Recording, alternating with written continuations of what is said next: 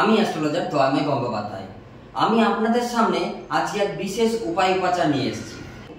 আপনাদের বাড়ির কি সন্ততিরা প্রায় ভুগছে রোগে কিংবা শারীরিক সমস্যায়, তাহলে এই উপায়টি আপনারা করুন। আপনাদের লাগবে 4টা কাঁচের বাটি এবং একটা পাতি লেবু।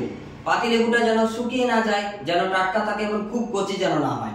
এই পাতি লেবুটা আপনারা কাটবেন 4টা টুকরোতে এবং 4টা টুকরোতে কেটে আপনারা ওই টুকরোগুলো ওই বাড়ি কোণে 4টা টুকরো বাটির ওপরে আপনারা এটা রাখবেন।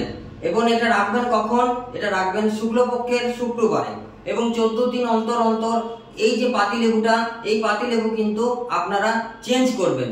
যেখানে পাতিলেবুটা নেবেন মূল্য জিজ্ঞাসা করবেন না, সেই পাতিলেবু আপনারা 4 কোণে ওই কাঁচের বাটির উপরে রেখে দিবেন, সেটা চেঞ্জ করবেন এবং দশভুজার বগলামুখী একটা ফটো সামনের রুমে এই বগলামুখীর ফটো বাঁধিয়ে রাখবেন এবং প্রত্যেক মঙ্গলবার এবং শনিবার বগলামুখী মন্ত্র বলে আপনারা বগলামুখীকে কি করবেন? ধূপ দেখাবেন। অতি অবশ্যই এটা সুফল মিলবে।